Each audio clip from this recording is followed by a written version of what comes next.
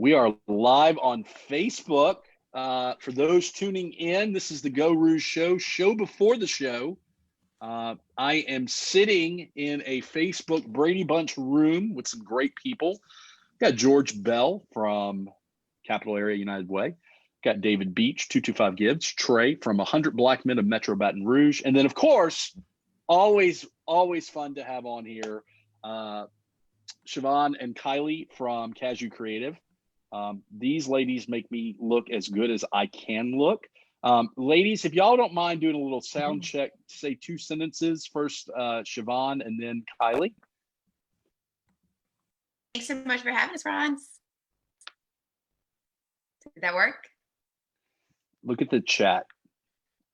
Okay. So Brian, who you will not, if you're watching Facebook Live right now, you'll notice that we're talking to a guy named Brian. That's our producer, Brian Haldane. He's not in the Facebook Live boxes, but ladies and gentlemen, guests, he'll cue you up on time prompts. So just kind of keep an eye on the chats. And we are going to start momentarily. So yeah, like this 2020 thing is about to come to an end. All right. So Brian, I'm on a PC without a camera or built-in mic. That's okay, Brian. It's all right. So yeah, 2020 coming to an end. Do we feel okay about that? Are we kind of apprehensive? I mean, I don't know. I think everybody's ready for it to come to an end. Yes. Franz, I think that I've read a few things that say, no one's going to say that 2021 is my year. We're going to walk calmly into 2021, slowly, not touch anything, and just be very careful, not to get caught by that trap door. Yeah, so you're saying don't jinx anything is what you're saying? That's right. That's right. Just under control. I've even said 2021 will be what it will be. So just take it one day at a time. Amen. For those guys tuning in right now, we're about to start the Geaux Rouge Show. This is episode 57, and we're going to talk first with Trey Godfrey from 100 Black Men of Metro Baton Rouge. We're then going to talk to George from Capital Area United Way, and David. We're going to talk all about the 225 Gibbs initiative. What is it? How did it go? What can we expect in the future? And then on the second half of the show, we're going to change it up a little bit. We're going to talk to 2 experts on branding and imaging about kind of how do you rebrand and reboot for 2021. Then all of us are going to talk about gratitude. I have a special guest, by the way. Speaking of gratitude, I have a special guest behind me. This is my dog, Molly. She cares not to be in the episode. So this is COVID-19 world, doing radio shows from your home. That's all I got to say. So we're going to stand by, Brian, whenever you're ready. Just let me know and we'll start the episode. And guys, before we do that, also, if you don't mind sharing, go to the Geaux Rouge Facebook page, share it. People drop comments, so be also mindful that people are going to be dropping some comments. So if you see something or they ask questions, you can definitely try to answer them. Let's see. We got like 18 people watching, man. Trey's a popular guy. I mean, Trey, it's all Trey. Maybe it's George too. Definitely not David and I. All right. Franz, I shared it. How about it? I appreciate that. Thank you. I also need to get your sister on, Trey. She and I were in Leadership Baton Rouge together. I'll be certain to mention it to her. I know as soon as the invitation goes out, she'll say yes. I'm going to put her on the spot and say that. And I will make sure I call her doctor. Don't leave that out. I don't. Unlike some publications, I call doctors. Yes, PhD or MD or whatever. Especially after the recent controversy, I call her doctor, and she's my sister. I just want to get it right. How does that go over with her? So hold that thought. All right. So Brian writes, ready when y'all are. Franz, count it down, and I'll start recording. So we're going to do a 5-second countdown. I'll do the intro, and then I will tee it up to you, Trey, and then we're going to kind of go from there. Guys, again, if you're watching on Facebook Live, if you had questions for these guests, I'm going to be watching the comments, but feel free to throw something out there. A lot of times our topics or questions come from people who are watching. That's just the benefit of this iteration of the Geaux Rouge Show. So we're going to count down 5, 4, 3, 2, 1. All right. Welcome to the Geaux Rouge Radio Show. This is episode 57. Your host, Franz Borkart, coming in hot from Zoom COVID-19 world. If you're listening on Facebook Live, or excuse me, watching on Facebook Live, or if you're listening on Talk 107.3, welcome. This is our post-Christmas last episode of the year. This is the last episode of the year. Kind of makes me sad. No, not so much sad. It's been a lot of episodes. It's been 57 episodes. So because of COVID-19 restrictions and because I want to have as many guests on as possible, we're doing a different format. You may have noticed it the last couple episodes. We've got different folks from different industries, areas, and professions, and we're going to have some fun today. Before we jump into some great guests, just a reminder, for all the episodes on demand, you can go to www.geauxrouge.com. You can go to our YouTube channel. That's right. We have a YouTube channel, the Geaux Rouge YouTube channel. Shout out to Cazayoux Creative for helping me set that up. It's not lost on me that you guys are in the episode today, and in large part, the website and the YouTube channel is a Cazayoux Creative creation. So before we start, let's thank our show sponsors. The Geaux Rouge Show is brought to you every week by the following show sponsors. Without these generous sponsors, we would not be able to have a radio show podcast. First and foremost, La Divina Italian Cafe, open every day with your custom made from scratch breakfasts. I highly recommend the biscotta sandwich. It is delish.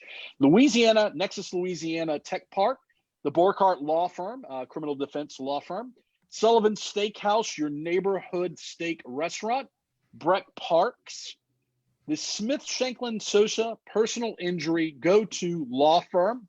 Love those guys. And then last but not least, the NAI Ladder and Bloom Commercial Realtors. They not only sponsor the Geaux Rouge Show, they also host a podcast called The Real Disruptors that I host.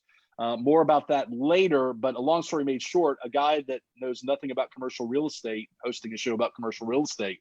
What could possibly go wrong there? A lot of fun. So without further ado, today's guests, we welcome Trey Godfrey from 100 Black Men of Metro Baton Rouge. We also have George Bell from Capital Area United Way, as well as David Beach from 225 Gibbs. They're going to talk about the 225 Gibbs program. And then in our second segment, we're going to kind of let the Cazayoux Creative take over the episode a little bit, talk a little bit about 2020 coming to an end, refocusing, rebooting, rebranding in 2021. And then last but not least, I'm on a gratitude kick, ladies and gentlemen. Tomorrow, I'm hosting the Mornings with Brian Haldane show, and the theme of the 3 hours is gratitude. What can I be grateful for, even in 2020? I got lots. I got a list. I got lots of things to be grateful for. So without further ado, Trey Godfrey, how's it going, man? My friend, it is awesome to be here. Things are well. 2020 is coming to an end, and for that, I am grateful. And to be able to spend time with you and these distinguished guests that we have this morning. So for those who don't know, what is 100 Black Men of Metro Baton Rouge? 100 Black Men of Metro Baton Rouge is an almost 28-year-old organization that seeks to lift up the community and advance the city of Baton Rouge by investing into the lives of young people. The organization is made up of 104 member volunteers. And we stand on 4 pillars, which are mentoring, education, economic empowerment, and health and wellness. So we invest a lot of time into young people to give them opportunities in their lives. We sponsor 7 different programs. The tagline of our organization is "What they see is what they'll be." So we are professional men who want to create positive influences and be very disruptive to things that happen in the community in a positive way. I like disruption. That's a good thing. So Trey, what is your role with that organization? I am executive director, which means that I have an oversight capacity over everything. I'm also the marketing department. I'm also the finance department. Also member services, customer service programs, outreach. Yes. I have a small head, but I wear them all.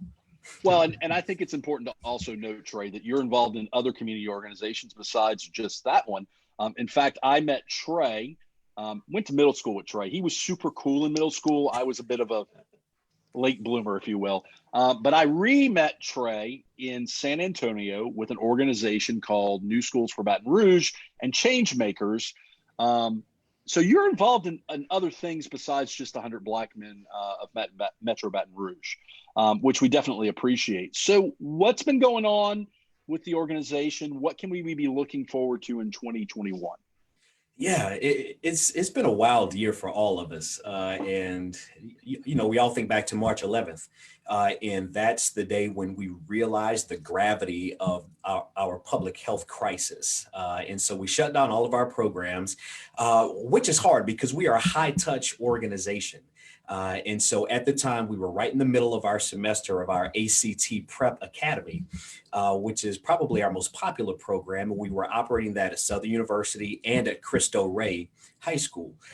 That came to a stop. Our mentoring program abruptly came to a stop. Now, the thing that I'm really, really proud of, though, is our staff immediately transitioned to online learning. We were using this platform called Zoom. Everybody now is an expert in Zoom. You've heard about Zoom? Yeah, well, in March 2020, I'd never heard of it. Didn't know what it was. And all of a sudden now, programs and organizational meetings, everything else, all went virtual. And our staff, our program staff led by Nicole Honore, did it seamlessly. I was so pleasantly surprised by that. But here's something else that happened in 2020 that was really, really cool. And a lot of people deserve pats on the back for this, is we determined when we had to stop in-person programming that was not going to stop the work of the organization. And so we resolved that we were going to keep things going and we'd come out of the pandemic stronger than we were when we went into it. And so we had a transition of leadership, which went very, very smoothly. But the really cool thing is we created a new program. It was an outgrowth of a federal grant program within which we were partners with the city of Baton Rouge. It was called Collective Healing. We created a program called Respect for Life. We hired a film producer, Scott Sullivan with Sully Scope Films. And Scott wrote, directed, and produced a series of 15 short films that accompany the curriculum of this program. So toward the end of November, we did a preview of this. We rolled it out at the Manship Theater at the Shaw Center, did a 2-night premiere, and it was phenomenal. Awesome. I've been living this stuff for a long time, so I kind of lost a little sensitivity to it, but to hear the feedback from folks who came to watch it was just amazing. So if I wanted to watch these films and get more information about your organization, 100 Black Men of Metro Baton Rouge, where might I go? Absolutely. Our Facebook page, facebook.com/100BMBR, as in Black Men Baton Rouge, or our website, 100blackmenbr.org. Everything is there. We're going to roll out these videos en masse later in the year, 2021.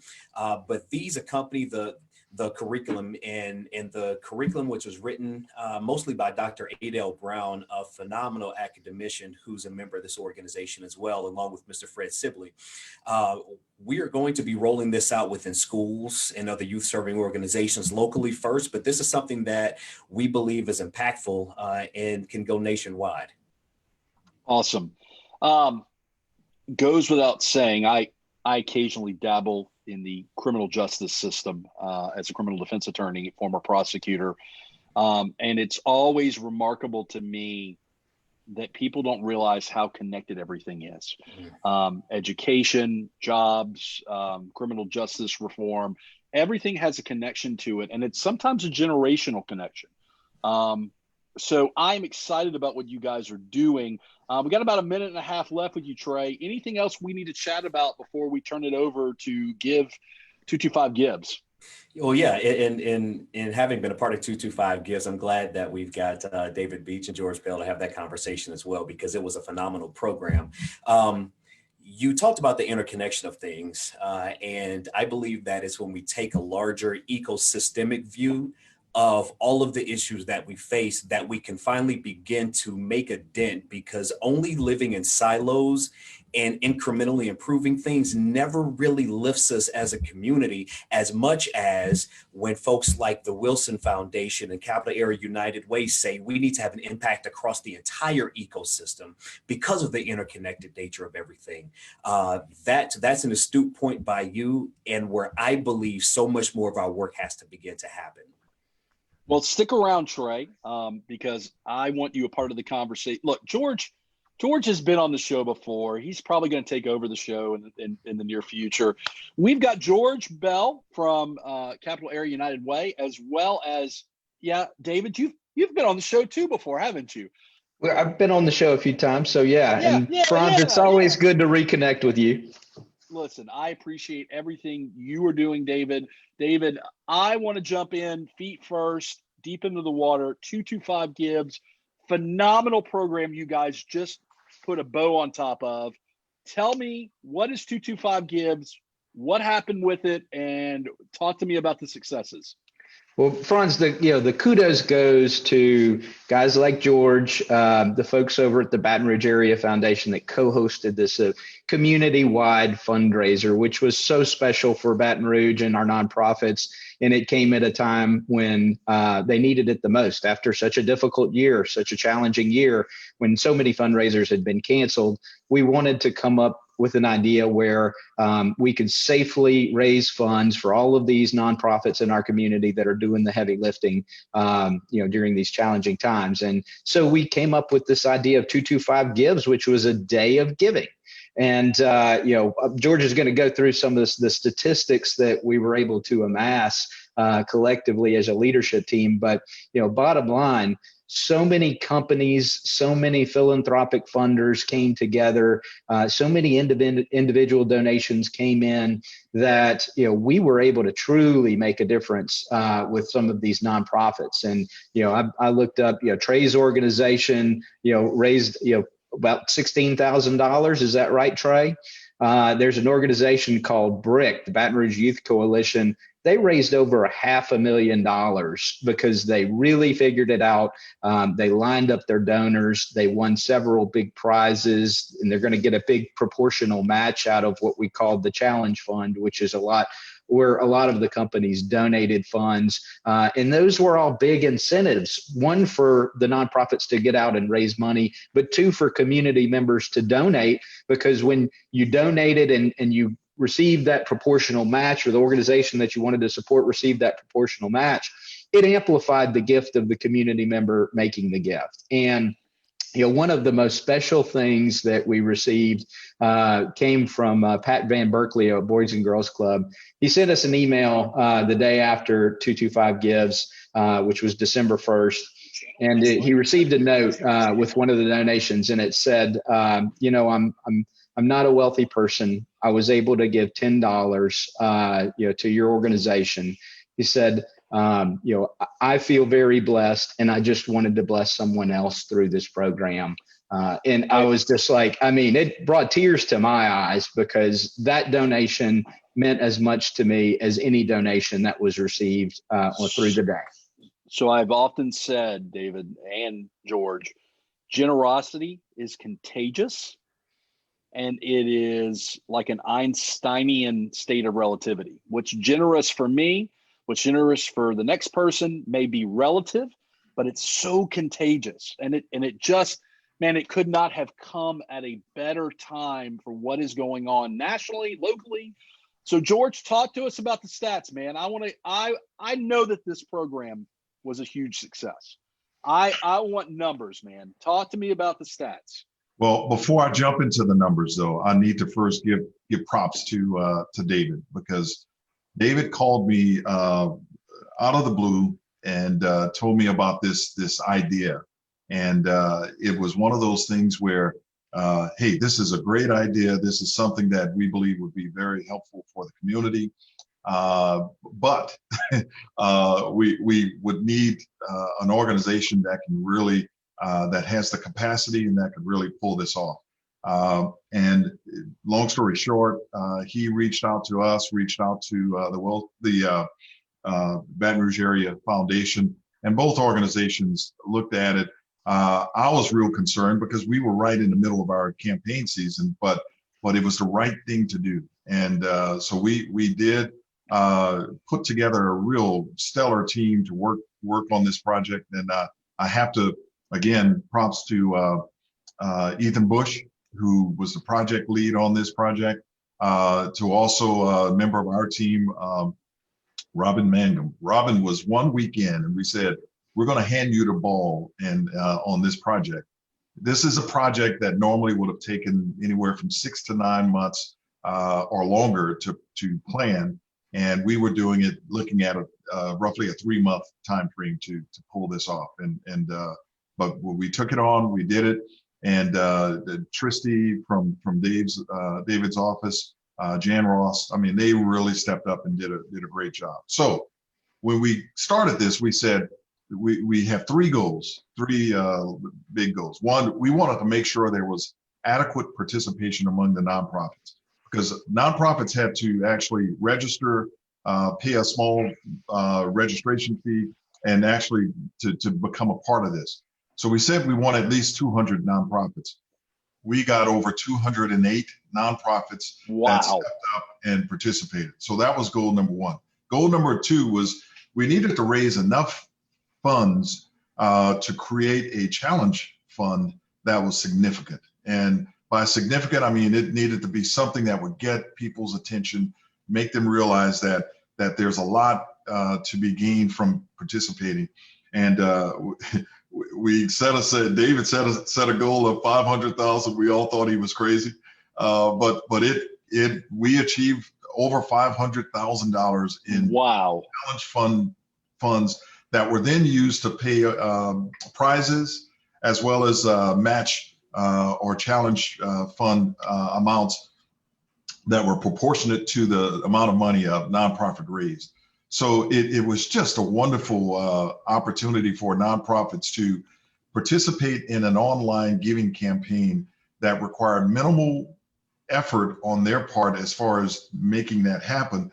The only thing they had to do was rally their donor base and put forth the effort to get the word out to their base. So the last goal was a very, very ambitious one. We thought 4.225 million would be a great goal to have. We ended up with 2.8 million, over 2.8 million raised. Now, the significance of that is when you compare our performance to Give NOLA, which has been around for 7 to 8 years now. Their first year, they raised, I want to say $2.2 million. Mm-hmm. And they had over 300 nonprofits, but they had a longer runway. So we were real pleased with the outcome of ours and just feel that this is the right thing to do. The nonprofit community really rallied around it, and it just gave everybody a lift at a time when it was greatly needed. So we got about 4 minutes left, guys. Talk to me about the future of 225 Gives. Are we going to see this again? And I want to close out with this segment, and we're going to talk some more at the break. I want to close out with, what does that money represent in terms of the Baton Rouge community? You bet. George, I'll let you talk about how the nonprofits are being affected by it. This will be an annual event. I think we're going to continue to realize our lessons learned from our first year and figure out whether it will continue to be on December 1st or whether it'll move to a different season. But the vision that I see it having in Baton Rouge and in the region is that, it's going to be such a community celebration. As the world reopens, I see that there will be decentralized parties with all of these nonprofits participating, from anywhere from Perkins Row to Howell Park to Southern University to Tin Roof to all of these different locations around our great region, where it's just going to be a huge day and a huge celebration of all of the things that makes our community special. I think of a young couple that have lived in Colorado for the last few years, but they're moving back to Baton Rouge in the next few months because it's just the people here. And, we know that we have a very generous community and that we have so many wonderful things happening in our region. We have challenges like everyone, but there's so many wonderful things. And I think we need to speak more positively about our community as we move forward in time, to really bring others to us. And so I think this is going to be a great celebration of our community going forward. I know that George and Capital Area United Way are on board to continue to lead 225 Gives. We hope that BRAF will continue to be a leader with 225 Gives. I think that was special in itself that BRAF and Capital Area United Way were working together in order to host this massive initiative. George, what would you say is in terms of how the nonprofits are being affected by these dollars that came available to them through this program? George, you got about 30 seconds, bud. Okay. In a nutshell, I think this gave everybody a lift, and it also introduced a number of new organizations to the community. With over 200 participants, there were a number of nonprofits that had never done anything like this. So the third thing is, I think this platform, this online giving platform is here to stay. And I think this opened the eyes of many organizations that this is the way we need to do this. We had over 6,800 donations that were submitted during this campaign. So obviously this is what people like, a way people like to give. It's an easy way to do it. And we see more of it happening going forward. So George, stick around. We're going to talk about Capital Area United Way at the break. Stick around. We're going to take our first break. You're listening to the Geaux Rouge Show. If you're listening on Talk 107.3 or on Facebook Live, we will be right back. All right, so we're at break. So we got a couple of minutes. Brian's going to do some magic on the radio computer device thing he has. That's right. Highly technical communications here. We're going to break for about 3 to 5 minutes. So, George, talk to me about Capital Area United Way. What's on the horizon? Well, we ended the year strong. Early on, we did all the things that Trey talked about. We had to convert to a remote way of operating. We sent our staff home, and everybody was able to work virtually. Fortunately, we were able to retain everybody, so that was a big deal. But we found ways to be relevant. We found ways to conduct our campaigns, which is a major source of our funding. But we ended the year with a wonderful blessing, and I can't describe it in any other way. We received an unsolicited email back on November 16th that asked me for some information about Capital Area United Way because an anonymous donor was willing to give us a large donation for the work we had done. They had checked us out. They had done all the due diligence, and so they needed some information. We provided that information after some skepticism because I really thought it was a scam. But 4 weeks later, 3 weeks later, we received word that we had been awarded a $5 million grant from Mackenzie Scott, who is the ex-wife of Jeff Bezos. And this is the largest gift we've ever received in the 96-year history of Capital Area United Way. You went on a bit of a donation spree, and that is a tremendous amount of money. Yeah. Like, I'm trying to wrap my brain around that much money. That's a lot of money. That's almost equivalent to an annual campaign for us. So what is that going to do for United Way, Capital Area United Way? Well, first of all, it's transformative. I mean, it's an unrestricted gift. It's a gift that we have to demonstrate what in 3 annual reports demonstrate what we did with it. But the intent is to empower us to do what we've been doing, and to just do it in a much grander, more unrestricted way. So we're going to convene our board an executive committee of the board and begin those discussions. But right off the bat, we have a grant process that was already on schedule to go out January 15th. We're going to double the amount that we were going to do. So originally we were scheduled to grant out $300,000. We made the decision to go ahead and double that to $600,000. So nonprofit organizations can actually apply to receive funding, starting with that cycle. Trey, are you listening? You listening to this? Not only am I listening, but he's going to get a phone call after this show about this. Oh yeah. Well, you already got the info, but this is the same criteria. We felt that because of the impact of the pandemic, we needed to try and identify in ways to help those folks that have been affected by this over the last 9 months. So the specific target is seniors over 65, veterans, organizations that support veterans, and also organizations that support families and individuals with children ages 0 to 5. And then last, the ALICE families and households that have been affected by COVID related unemployment. So those are the areas. So any organization that serves those communities, those households, those are the folks we're really seeking to apply for these grants. So we're waiting for Brian to give us the go-ahead, gang. But one of the things, ready when y'all are, he says. One of the things I do want to talk to Cazayoux Creative about, and we've talked about it before, is the other side of this coin is if you're a nonprofit, if you're a philanthropic organization, asking for help right now and being tone deaf to what's going on can be a tricky tightrope. So put that in the back. Look, Chavanne's on it. She's got it. She knows where I'm coming. So put that on the burner.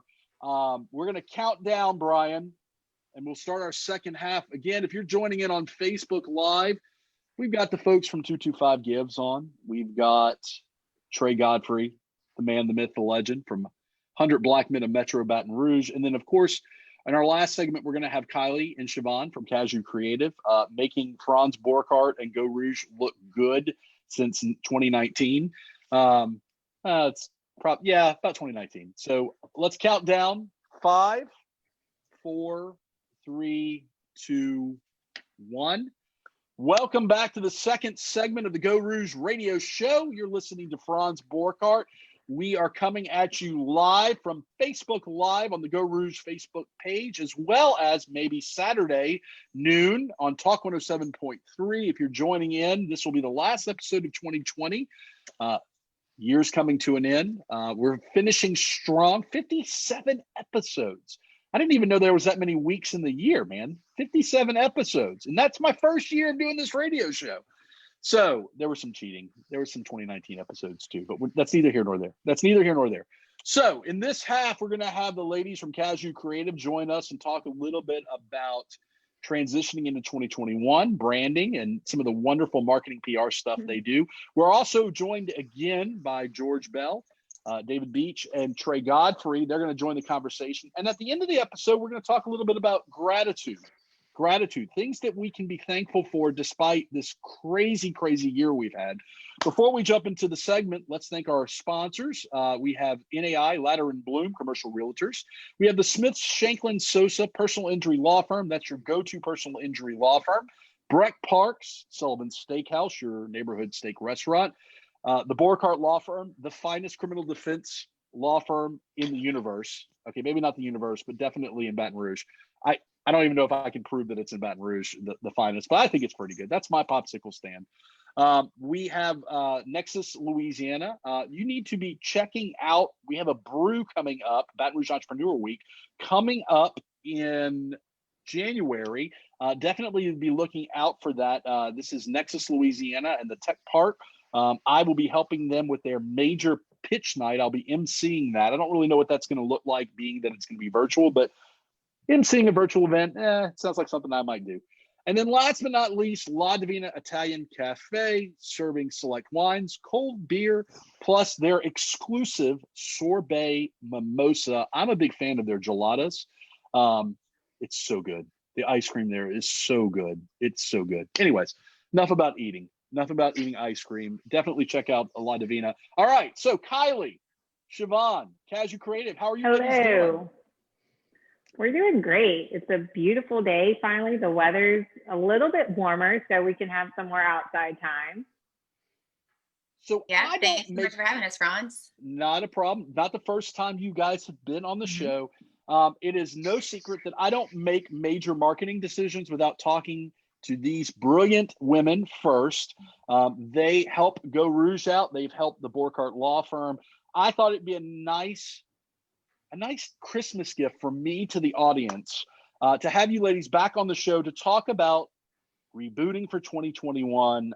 We've all been through a lot, so let's jump feet first into this. All right, so this year's been something. It's been a little extra. So Yeah, what's been on your mind from a brand standpoint and from a transition to 2021 standpoint? It's really kind of the same as what we've been talking about, how to speak to your customers during a crisis, because we still are in one. So, I mean, I think all the points that we've been talking about throughout this time are definitely still relevant. There's been so much negativity and COVID and the election year and everything that 2020 brought. So I think being positive without being tone deaf, you have to recognize what people are going through and show that. But being positive, showing that gratitude that you were talking about. It's my internet. Can y'all hear me? It's all right. Cazayoux Creative's using subpar internet. It's all right. It's no big deal. It's my neighborhood. It's horrible. So let me ask you this, ladies. One of the things, I was at a coffee shop, La Divina. I was at a coffee shop recently, and I was talking to someone about being tone deaf to what's going on because people are going through some stuff. And his point was, well, we're all going through it. And I said, yeah, not so much. We are all going through the pandemic, but some of us are having an extra serving of it. And some of us are just kind of riding the wave and we're isolated. So talk about that a little bit. I think part of it is understanding where you're at as a company and then finding what you can give. So finding what is your piece that you can help and provide others.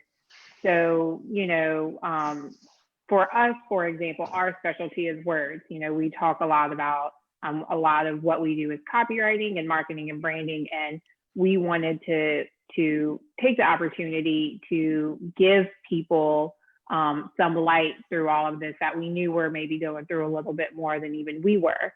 So we did a card campaign and we wrote some clever sayings on a few different cards and sent them to people and encouraged them to send them to others as well. So again, understanding that from our perspective, words and language is something that we can help share. So that's just one example of understanding of where you're at and seeing what you can provide to other people and companies. And compassion goes a long way. Like, we're all experiencing different things right now. I'm so lucky to still have my job. My husband still has his job, but a lot of people in our community aren't in that boat, so being compassionate and being aware of what others are going through goes a long way. Dare I use the word empathetic? Yes. And sympathetic. That's one of my favorite words. I read a lot of Brene Brown. It's okay. Me too. I like vulnerability. Anyways, so look,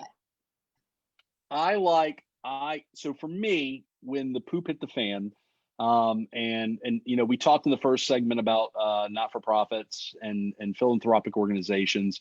I got a lot of raised eyebrows because one of the organizations that I supported, there was a restaurant organization locally that was trying to help restaurants and workers, and they were like, that doesn't sound like something you normally support. I didn't get blowback, but I definitely got some raised eyebrows. They were like, a lot of people were like, well, we know you like to eat, but why are you focusing on this and say not other hemorrhaging not-for-profits. And my position was, listen, I look at the men and women that own and operate restaurants and their employees, and I see the Titanic going down. And if there's anything that we can do to help stay the course for them, it'll be a ripple effect. And it just so happens that I also like to eat food, lots of food. So I had to have several difficult conversations about that point. Not that I had to defend my actions, but it was more like, huh? So now, fast forward, we just had this monumental 225 Gibbs initiative. Great job, David. Great job, George. And it feels like there's still some hemorrhaging going on, but it feels like we're kind of getting our feet underneath us. But, Chavanne, you said it, we're still in a crisis mode, right? Mm-hmm. Right. So let's go ahead. Oh, well, as far as nonprofits and asking for donations, is that what you're getting at? You got it. Okay. Yeah. Well, we've been talking to, we're affiliated with CASA, Capital Area CASA, and Liz and I have been talking about, she sent out one of their donation letters, or what's it called, Kylee? You know what I'm talking about. A fundraising letter. Thank you. A fundraising letter. Shout out to Liz from CASA. Yes. She was on the show a couple episodes back. She was. Yes. And they had a really good response this year, and it's because she went after it in a way that she knew what was going on. She was very transparent. She said, I know that a lot of people aren't able to give this. I know that, if you aren't, we're not pressuring, whatever it is, but these kids are in need, and here's what we're doing. Right. And, and she had a great response, and people really appreciated that she took. So and that's an excellent. Yeah. That is an excellent example of an organization that had fundraising events. I mean, and that's the other side of this. Right. Some of these organizations, my dog was on the fur ball. Molly made a cameo appearance on this episode. Yeah. And so that was canceled. These are organizations that have these big, large events. CASA does their fiesta, and so all of a sudden events where people would spend a lot of money, albeit on auction items, on raffles, that kind of modified itself a little bit. But we can't lose sight, especially like with CASA, we can't lose sight of the fact that, look, these kids still have issues. It's not like COVID hit the pause button on now the disruptive. Never. Right. So, all right. So transitioning into 2021, we got a couple of minutes left with you ladies. Transitioning to 2021. Let's say I wanted to reboot. Let's say 2020 was not a good year for me, and I want to reboot my branding a little bit. And Chavanne's looking at me like, is Franz about to give me 2 minutes to answer a question that probably takes about an hour? What are some things you need to be thinking about as a company? I think for part of that is looking at what did you change in 2020 to pivot, and then what worked for you, and then also looking back at before the pandemic happened, and what were you doing in person and what worked for you, and bringing those two together. Just because with 2021 at the end of the pandemic, I don't think everything, it's been a major shift in how we work. And I don't think everything's going to go back to exactly the way we worked before the pandemic. So I think it's about merging that and checking in with your audience. Maybe your audience has changed. Maybe you've found a new niche through this. Maybe your audience's needs look a little bit differently. So really re-auditing your business and then who you're speaking to, and making sure that, one, they're the same people, have they changed, and do they have the same needs, and how can they use your services differently? So really reevaluating all of that to move forward in 2021. So I'll give you guys an excellent example. We do Geaux Rouge does food events, right? Charity food events. The Capital City Mac and Cheese Festival, the Wing-A-Mania Wing Festival. And I was talking to, yes. I was talking to some of the organizers of that, and they were like, so we're not going to do a wing festival this year. And my knee jerk was like, do you want to get me, like run up the flagpole? Because if I suggest having a food festival right now, everybody's going to be like, Franz, you're tone deaf. Have you lost your mind? Now, what we did have a conversation about is modifying the concepts of these food events to where maybe we do some kind of tie-in to where we do a citywide, go to a restaurant, get some chicken wings, and and voters' choice, and we compete in that way. So the idea of having a quote unquote food festival in the iterations that we did in the past, which by the way, Wingamania is my favorite of the ones we've done. We've done a brunch festival, we've done a chicken wing festival, we've done a mac and cheese festival. Wingamania is my favorite. But that being said, it's just evaluating and reformulating the plan to where, hey, what can we do? How can we do it? And how can we help the community? So that's a good pivot to, we got about 10 minutes left. That's a good pivot to gratitude. So I'm on a gratitude festival grand tour, coast to coast these days. I am all about finding little and big things to be grateful for. Whether it's, hey, I got up 5 minutes before my alarm got up and I had 5 minutes of quiet and peace before my 5-year-old came running down the hall screaming, or, anything. Gratitude, big and small, is something that has modified and changed my life so much for the better.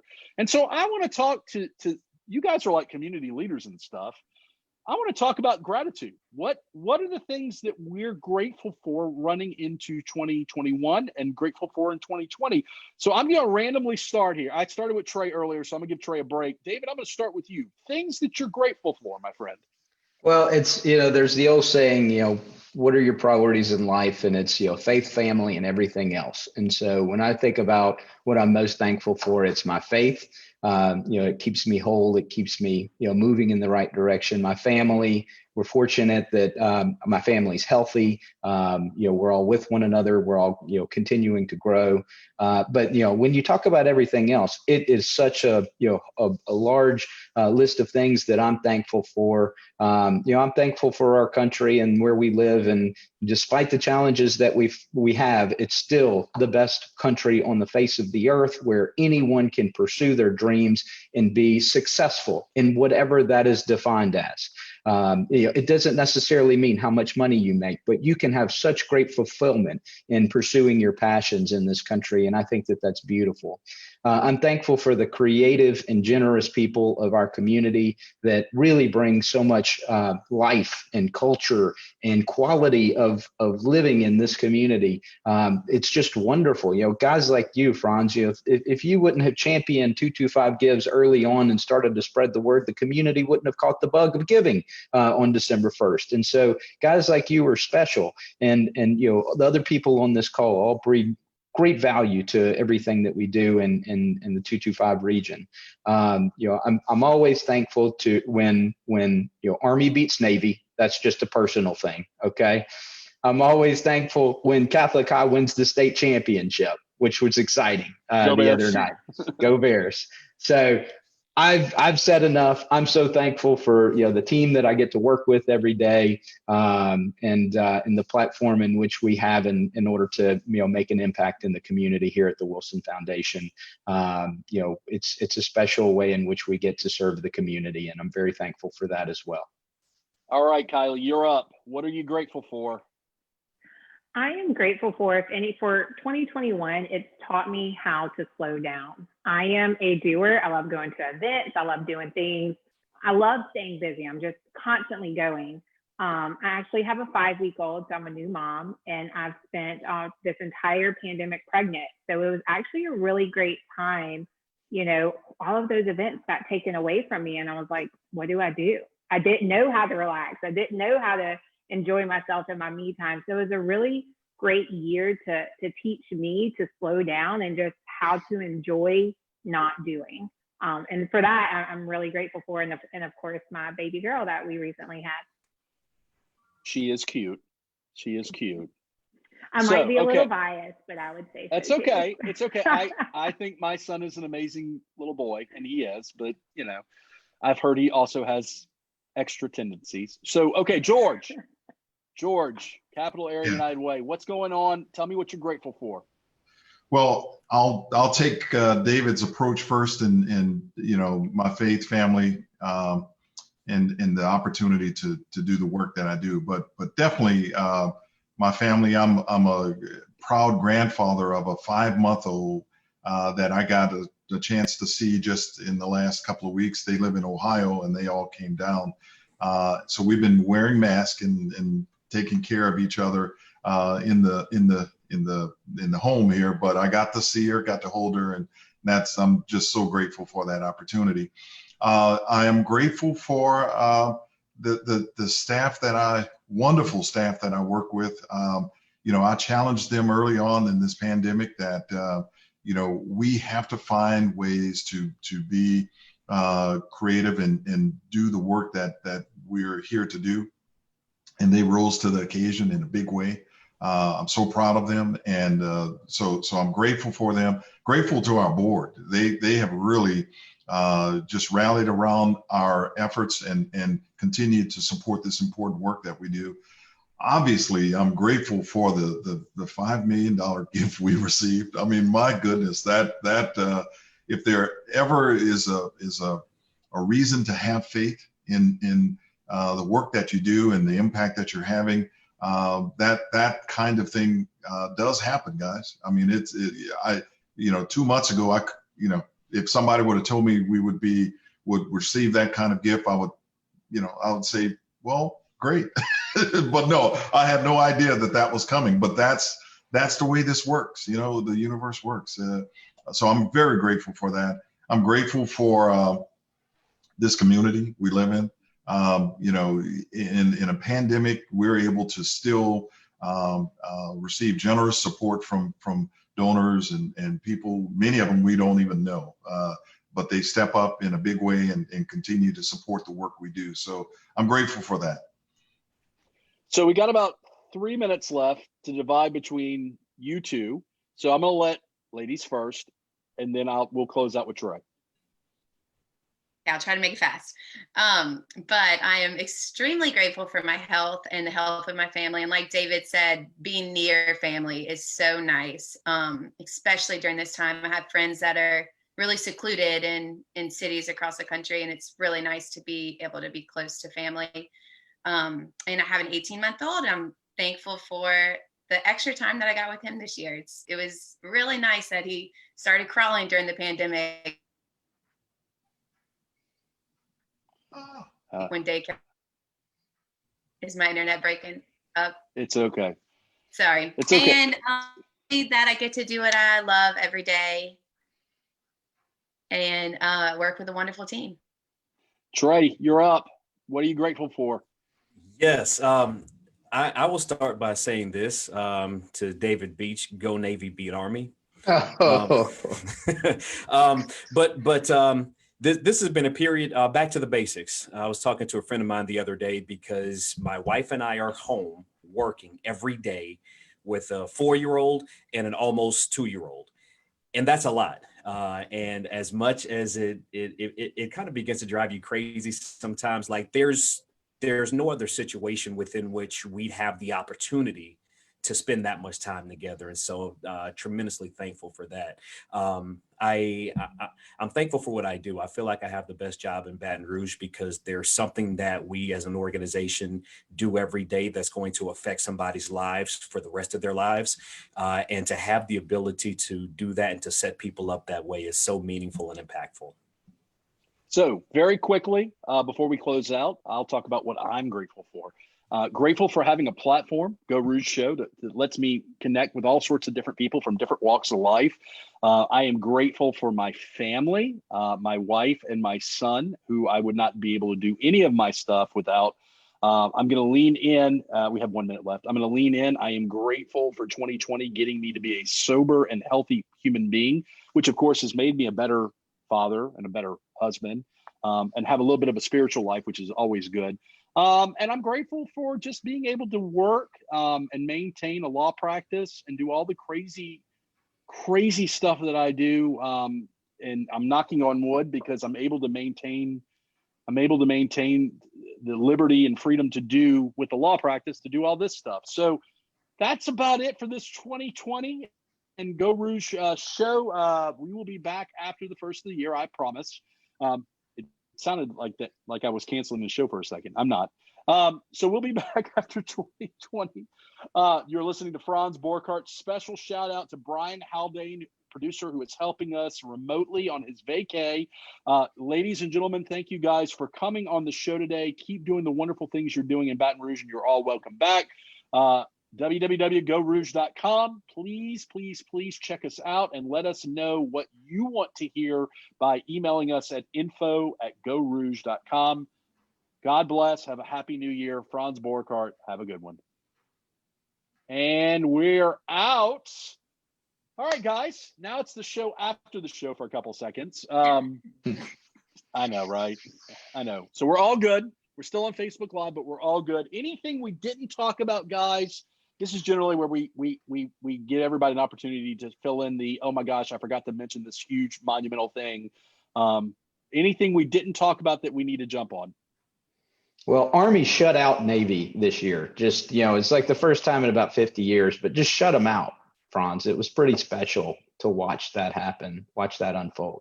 See, it's such a 2020 thing, right, for that to have happened. Number one, it's such an anomaly. Number two, typically these games are played at neutral sites.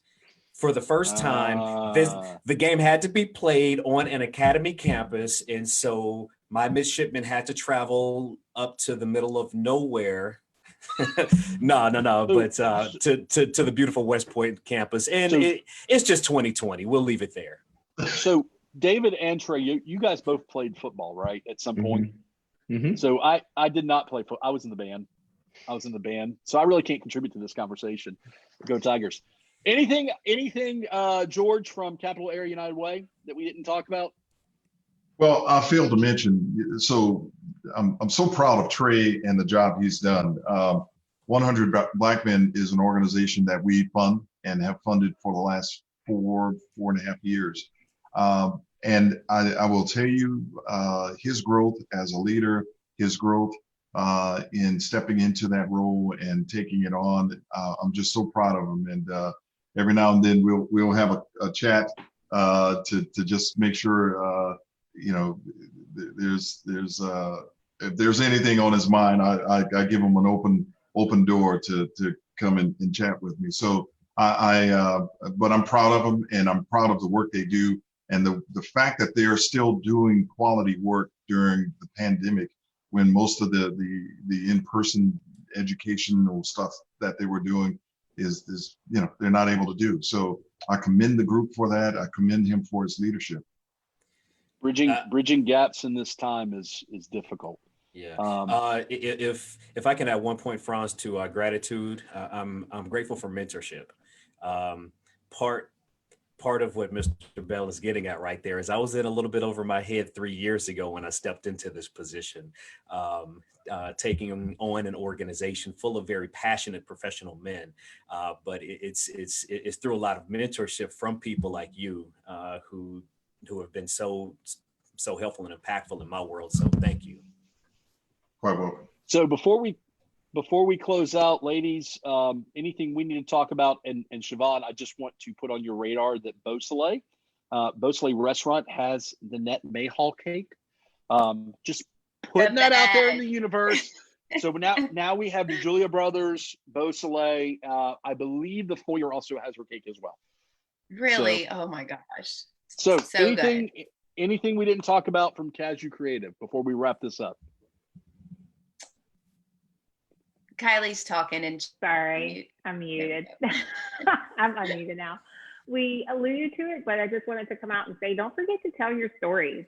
We have less in-person interaction this year. So I think consistently telling your story and your why and sharing that and being super vulnerable will help people to connect with your organization throughout the year. And it's always important, but especially now since we don't have that face-to-face as often, or that in person. So we're right at the hour mark, ladies and gentlemen. Thank you guys. I'm going to shut down Facebook Live.